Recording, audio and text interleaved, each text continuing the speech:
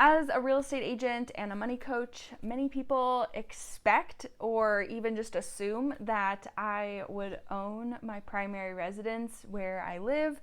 However, that's not the case. My husband and I have been renting this house here that you're seeing for 4 years now. So just a little over 4 years we've been in this rental property. And there's a few reasons why that is the case. And so in this video, I want to share with you the reasons why we have chosen to continue to rent this house that we are in.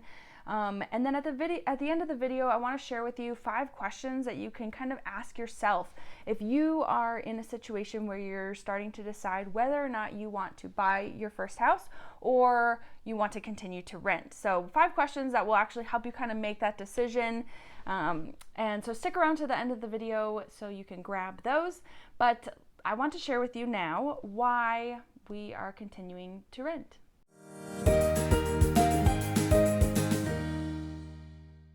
There are plenty of days that I just wish that we owned our own home. There's a lot of blessings and benefits that come to owning your own home, and I won't go into those in this video today, but one of the main reasons why we do not currently own our own home, or that we have not purchased our own home, is that here in Colorado, it is super expensive. The median home price is between like $550 to $600. It's very, very high cost to purchase a home, especially in the specific area of the Denver metro market that we live in. We're out in kind of the northwestern suburbs, and it's really expensive. And so that is why we continue to rent. It's also the reason why we haven't moved from this current rental property that we are living in. We have an amazing deal here, and so that is another reason why we continue to rent, is that the rental rate that we currently have right now for this property it's almost stupid how good of a deal we are getting on this property. And so because of that, it makes it really hard to say, okay, we want to move from here and almost double or triple our living expenses just by moving.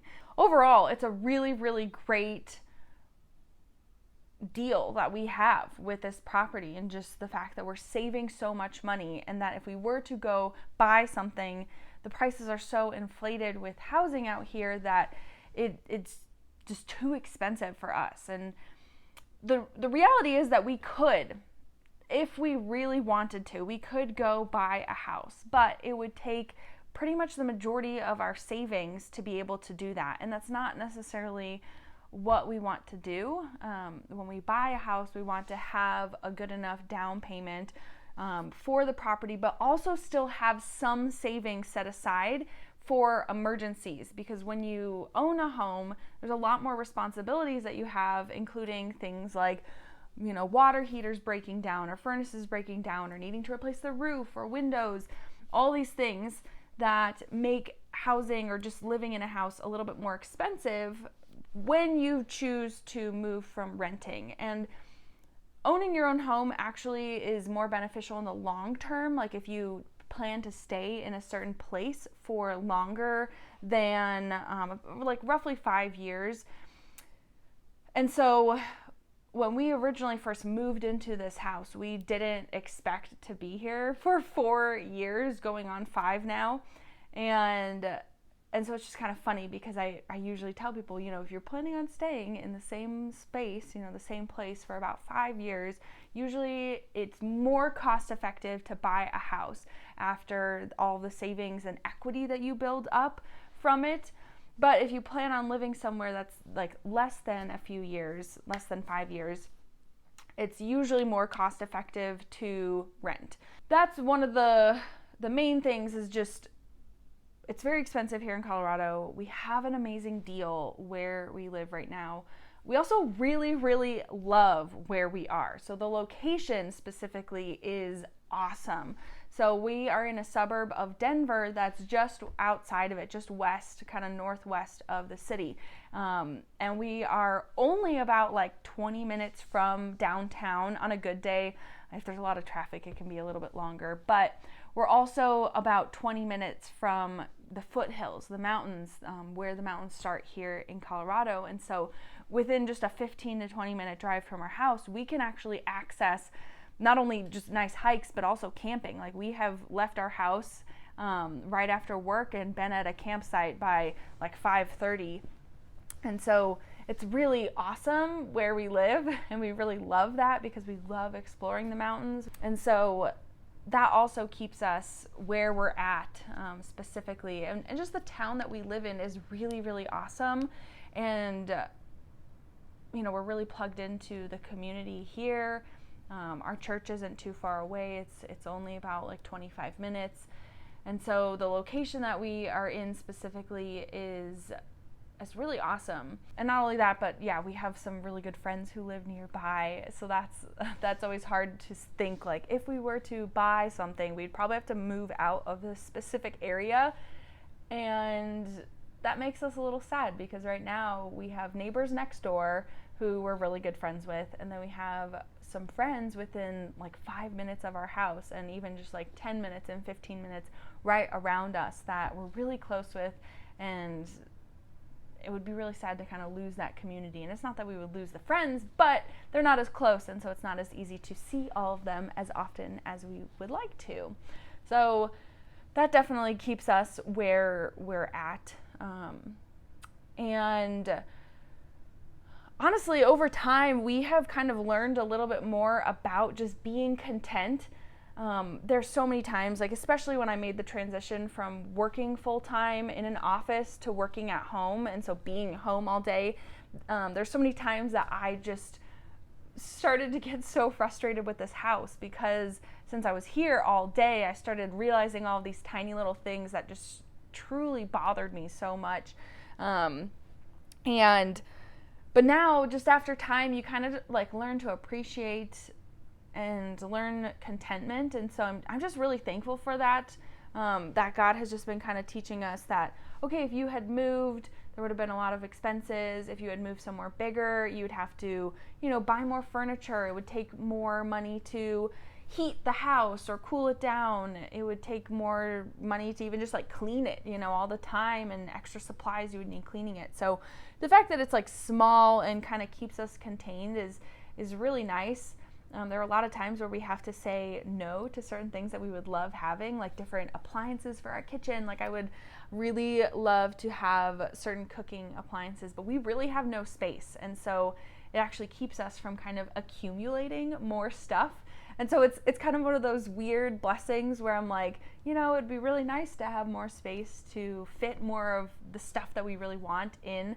But at the same time, it's nice that it keeps us from kind of just getting more stuff and filling it with things that we don't really need. So those are some of the reasons why we choose to rent versus buy. It would be really nice if we had known that we were going to be in this house for so long. It would have been great, and we would have said yes to purchasing a property at the time when we were deciding where to live. However, we couldn't know that. We didn't know what our future was going to look like. And at the time of renting this house, we kind of told ourselves, yeah, we're only going to be here for a year and a half. And so we had only signed a year and a half lease. And then we were going to move. We were going to figure out what was next. We were thinking about buying. But we didn't expect to kind of be here for so long. And even at that, we were considering moving out of state, just in general. And so that played a huge factor for us. But just over time, God has made it very clear that we are still called to be where we are at. And so that's part of the reason why we're still here. And so making a decision of whether to rent or buy isn't always just what do the numbers say, what's going to be the most profitable and cash flowing for your situation. There's a lot of kind of emotional pieces that go into it. And at that, you just don't know what the future is going to look like.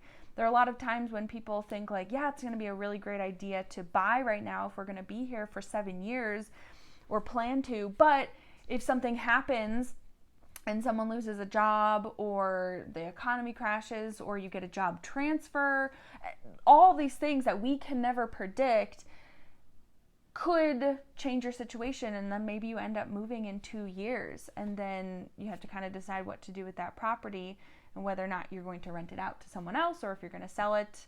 And so it's just really hard to kind of make an amazing decision knowing, because you can't know all the factors. And so with that, I want to share with you 5 questions that you can ask yourself when you are trying to decide whether or not to buy or to rent a property of your own.